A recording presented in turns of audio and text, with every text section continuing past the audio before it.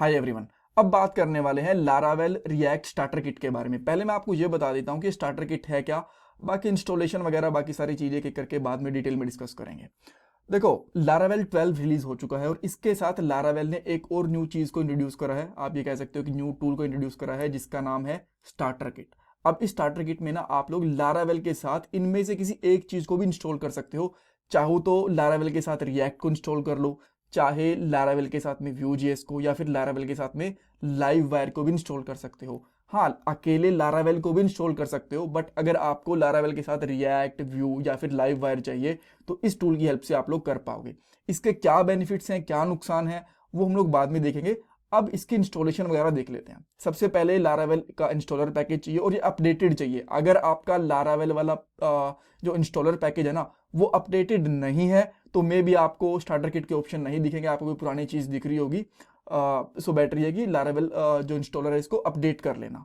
और ये भी चीज़ आपको पता होनी चाहिए कि आपको कंपोजर चाहिए। अगर आपको कंपोजर वगैरह के बारे में भी बिल्कुल आइडिया नहीं है ना, तो इस प्लेलिस्ट के अंदर वीडियो नंबर 2 यहाँ पे आप लोग देख पाओगे कि विंडोज़ के अंदर कैसे इंस्टॉल कर सकते हो कंपोजर को। और जो वीडियो नंबर 4 है यहाँ पे आप लोग मैक के अंदर इंस्टॉलेशन देख पाओगे कंपोजर की, राइट। सो अब पहले पॉइंट पे चलते हैं कि लारावेल इंस्टॉलर जो है ना इसको कैसे अपडेट करना है या फिर इसको कैसे इंस्टॉल करना है। सो देखो, पहले तो यहाँ पे सिंपली लिखना है आपको क्लियर करके लारावेल, लारावेल लिखना और यहाँ पे आपको दिख जाएगा लेटेस्ट वर्जन। अगर आपको लारावेल इंस्टॉलर का 5.1.2 या फिर इसके आसपास का वर्जन दिखे ना तो समझ लेना अपडेटेड है। अगर बहुत पुराना है तो आपको कैसे इंस्टॉल करना है, पहले इसको रिमूव करना पड़ेगा। रिमूव के लिए यहाँ पे लिखो कंपोजर ग्लोबल रिमूव और लारावेल देन स्लैश इंस्टॉलर, ये। और जैसे आप इसको करोगे ये आपका अनइंस्टॉल हो जाएगा। देन इसके बाद में आप करोगे composer then global then install, update करोगे, सॉरी अपडेट, राइट। तो ये आपका जो कंपोजर है वो अपडेट हो जाएगा। एंड देन इसके बाद में आप क्या करोगे, composer then global require and then Laravel installer, जैसे एंटर करोगे, अच्छा कुछ तो मैंने ग्लोबल की स्पेलिंग गड़बड़ कर दी, सॉरी। एंड अब आपके पास जो अपडेटेड लारावेल का इंस्टॉलर है वो मिल जाएगा। अब इसके बाद सिंपली आपको क्या करना है, जिस डायरेक्टरी में आप लोग आपकी लारावेल की यानी कि स्टार्टर किट की एप्लीकेशन इंस्टॉल करना चाहते हो वहाँ पे जाओ। सो मैं डैशबोर्ड में ट्यूटोरियल्स में जाता हूँ, यहाँ पे एल्स करूँगा तो कुछ एप्लीकेशन वाली ट्यूटोरियल्स वगैरह की जो एप्लीकेशन है वो पहले से बनी हुई हैं। एनीवेज इनको छोड़ देते हैं। देन आपको सिंपली यहाँ पे करना है लारावेल न्यू। जैसे करोगे तो आपसे पूछेगा आपकी एप्लीकेशन का नाम क्या रखना चाहते हो। मैं यहाँ पे कर लेता हूँ लारावेल रिएक्ट, इसका नाम रख लेता हूँ। बेसिकली आप चाहो तो इसका नाम कुछ और भी रख सकते हो। एंटर करूंगा। अब ये पूछता है कि भाई ये स्टार्टर किट है, देखो यहाँ पे आपको ऑप्शन दिख रहे होंगे कि क्या अकेला लारावेल करना है, रिएक्ट करना है, व्यू करना है, लाइव वायर। तो मैं यहाँ पे चूज करता हूँ रिएक्ट के साथ। और इसके बाद में पूछता है कि भाई बिल्ट इन ऑथेंटिकेशन चाहिए या फिर वर्क ओएस वाली चाहिए। आप ये ऑथेंटिकेशन बाय डिफॉल्ट रख लेते हैं, अभी के लिए जो बिल्ट इन है वही रख लेते हैं। देन उसके बाद में टेस्टिंग के लिए पूछ रहा है PHP यूनिट चाहिए, पेस्ट चाहिए, पेस्ट ही दो, में कोई दिक्कत नहीं है भाई। इसके बाद में एप्लीकेशन है उसको क्रिएट करना स्टार्ट करता है,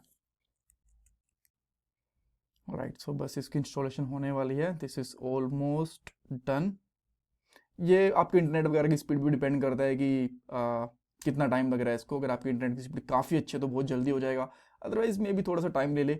उसके बाद कह रहा है कि भाई npm रन को इंस्टॉल करना है कि नहीं करना। येस कर दो, अपने आप कर देगा, सब कुछ रन कर देगा। नहीं करना तो सिंपली इसको नो कर दो। मैं यहाँ पे नो कर रहा हूँ, ठीक है। करना चाहो तो कर भी सकते हो, येस भी कर सकते हो, कोई दिक्कत नहीं है, दोनों ही केस में चलेगा। अब ये कह रहा है कि देखो भाई इस वाले फोल्डर में जाना, ये वाली कमांड चलाना और npm कंपोजर रन डेव करना, आपका जो इंस्टॉलेशन वगैरह एप्लीकेशन वगैरह सब कुछ डन हो जाएगा। सो अब मैं जाता हूँ सबसे पहले लारावेल वाली फाइल के अंदर, यहाँ पे गया और यहाँ पे करता हूँ npm install and npm run build. आपको ये वाली कमांड चलानी है। मैं यहाँ पे सूडो लगा रहा हूँ बिकॉज मैंने बस कुछ सुपर यूजर के लिए परमिशंस दे रखी हैं, नॉर्मल परमिशन कर नहीं रखी, इसलिए, राइट। आपको सूडो लगाने की जरूरत नहीं है। अगर सूडो विदाउट सूडो आपको एक्सेस डिनाई का ऑप्शन दिखाए देन सूडो लगानी है आपको, right. Then this is about to done. और उसके बाद में आपको जैसे ये हो जाएगा एक कमांड और चलानी है, कंपोजर रन डेव, ये भी चलानी है आपको, राइट। सो ये डन हो चुका है। देन इसके बाद में आप यहाँ पे करोगे सूडो अच्छा, इसको पहले एक बार के लिए ओपन कर लेंगे, आप VS कोड में ओपन कर लेते हैं, राइट। हाँ, ये ओपन हो चुका है। एंड देन हम लोग यहाँ पे आएंगे, यहाँ पे करेंगे sudo कंपोजर रन डेव, ये करेंगे। और जैसे ये चीज़ करेंगे तो ये कह रहा है कि भाई सुपर यूज़र के साथ चलाना है। हाँ भाई, मुझे सुपर यूज़र के साथ ही चलाना है। और दिस इज डन। तो आप देख सकते हो कि इस रन पे आपका जो वीट सर्वर है वो चल रहा है और इसके ऊपर आपकी एप्लीकेशन रन हो रही है। सो इसको मैं यहाँ पे कॉपी करके सिंपली यहाँ पे लिखता हूँ एंड देयर वी गो, ये एप्लीकेशन प्रॉपरली चल रही है।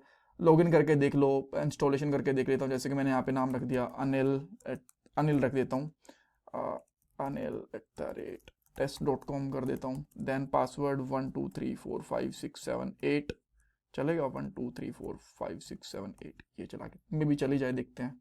हाँ, तो आप देख सकते हो यहाँ पे डैशबोर्ड वगैरह आ गया, सब कुछ प्रॉपरली चल रहा है यहाँ पे, ठीक है। सो ये इंस्टॉलेशन आपकी हो चुकी है। अब ये कैसे मान लें कि ये रिएक्ट भी है कि नहीं है, राइट, ये भी तो एक इंपॉर्टेंट चीज़ है ना। तो मैं आपको दिखाता हूँ। एक तो पहले इसको बंद कर देता हूँ मैं, जो पुराने वाला था। एंड जो ये हमारा फोल्डर है ना, यहाँ पे देखो, आपको नॉर्मली फोल्डर स्ट्रक्चर दिख रहा होगा लारावेल वाला। बट अगर अब आप आते हो यहाँ पे रिसोर्सेज के अंदर, देन जेएस के अंदर, यहाँ पे देखो कंपोनेंट्स app.tsx, यहाँ पे आप देखो पूरा रिएक्ट का कोड दिखने वाला है आपको, ठीक है। और देन इसके बाद में पेजेस हैं, ये ऑथेंटिकेशन वाला पेज है, ये सेटिंग वाला पेज है। एंड देन आपका ये कंपोनेंट्स वगैरह, ये सारी की सारी चीज़ें बने हुए हैं, यहाँ पे आप देख पा रहे हो इजीली। ऑलराइट, सो इस तरीके से लारावेल के अंदर ही आपकी रिएक्ट इंस्टॉल हो गई है। अब दो तीन चीज़ें हैं जो पता होनी चाहिए आपको। ये अगर आप लोग एपीआई बनाने की कोशिश कर रहे हो तो ये एपीआई के लिए जितना यूजफुल है नहीं। अगर आप लोग डायरेक्टली लारावेल के डाटा को रिएक्ट के अंदर यूज करना चाहते हो तो ये चीज़ चलेगी, तब इसके अंदर कोई दिक्कत नहीं है। app.jsx में जाओगे ना तो आपको यहाँ पे पेज के नाम वगैरह दिखेंगे। एक चीज़ आपको दिखाता हूँ मैं, यहाँ पे वेलकम वाली फाइल, ठीक है।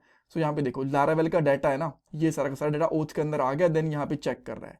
ये डाटा कैसे आता है? इनर्शिया की हेल्प से आता है। अब इनर्शिया क्या है? एक तरीके से कह सकते हो मिडलवेयर है रिएक्ट एंड लारावेल के अंदर, राइट।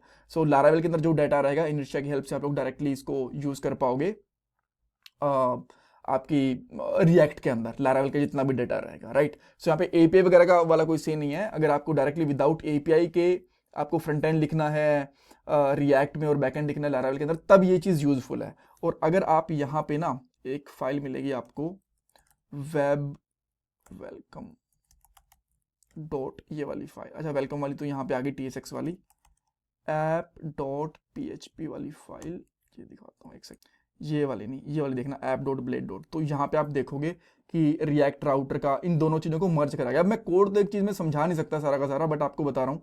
अगर मैं देखो इसको यहाँ पे कमेंट आउट कर देता हूँ ना, और आप यहाँ पे आओगे यूआई के ऊपर, तो आपको कुछ भी नहीं दिखेगा। अगर मैं यहाँ पे कर देता हूँ, मैं h1 टैग लगा देता हूँ सिंपली h1 हेलो, तो आपको इसको रिफ्रेश करते हैं, यहाँ पे देखो हेलो टैग दिख गया इस तरीके से, ठीक है। और अगर इसको हटा के आप लोग इसको वापस से करोगे तो आपको ये पूरा का पूरा बाकी सारी चीज़ें दिख जाएंगी, ठीक है। सो अगर इसके ऑफिशियल डॉक्यूमेंटेशन भी देखें, यहाँ पे लारावेल स्टार्टर किट, यहाँ पे जाओगे, राइट। तो ये 10 वगैरह के साथ में भी है, बट हमें 10 नहीं, हमें 12 वाली देखनी है, राइट। सो यहाँ पे आओगे तो देखो रिएक्ट के ऊपर पहुंच गया। अब ये कहता है कि react starter kit provide robust modern starting point two build Laravel application with the react front end use inertia. तो इनर्शिया का यूज करा गया है यहाँ पे। और यहाँ पे आपको ना और भी चीज़ें दिखेंगी, जहाँ पे स्टाइल वगैरह काफ़ी कर रखा है। जैसे कि डैशबोर्ड पे आते हो तो बहुत सारी क्लासेस वगैरह लगी हुई दिखेंगी, ठीक है। यहाँ पे देखो क्लासेस वगैरह लगी हुई दिखी हैं, हेड सेक्शन वगैरह चीज़ें हैं। तो इसके अंदर यहाँ पे शार्डन UI इसका यूज करा गया है। और ये रिएक्ट 19 टाइपस्क्रिप्ट टेलविन CSS इन सब का यूज करा गया है, बेसिकली इतना कॉम्बिनेशन है। तो देखो अगर आपको डायरेक्टली सिंपल सी UI चाहिए ना, सॉरी APIs चाहिए, तो आप लोग लारावेल को उसको अलग अलग से इंस्टॉल करना। बट अगर आप चाहते हो कि सर्वर साइड रेंडरिंग के साथ में एक रिएक्ट की एप्लीकेशन बना दी जाए लारावेल के साथ में, तो आप लोग इनका यूज कर सकते हो। बट इसके अंदर APIs बनाना ठीक नहीं है, ये मेरा ओपिनियन है, right. So that's all for this part. यहाँ पे आपको चीज़ें समझ में आ गई कि कैसे चीज़ें काम कर रही हैं। और बाकी है ये रिएक्ट का कोड ही, ऐसा कुछ अलग से नहीं है। अगर इसके कंपोनेंट्स वगैरह के अंदर जाओगे ना आप यहाँ पे, तो आपको सारी की सारी चीज़ें वही दिख जाएंगी। UI वाले कंपोनेंट्स देखो, ठीक है। यहाँ पे वही क्लासेस वगैरह कुछ कुछ जगह पे इन्होंने यूज़ कर रखी हैं, बट सारी की सारी चीज़ें वही दिख जाएंगी। यूज़ इफेक्ट वगैरह भी दिख जाएंगे, जहाँ पे देखो यूज़ इफेक्ट वगैरह का भी यूज़ कर रखा है, सारी चीज़ें वही दिख जाएंगी, कुछ अलग से नहीं है। बट APIs के लिए आप इसको यूज़ मत करना डायरेक्टली। अगर लारावेल के साथ रिएक्ट की फ्रंट एंड की एप्लीकेशन बनानी है तो वो यहाँ पे सही रहेगी। Alright, thank you so much for watching this part and please channel को सब्सक्राइब करना, वीडियो को लाइक एंड कमेंट सेक्शन में अपना फीडबैक भी देना। Thank you everyone.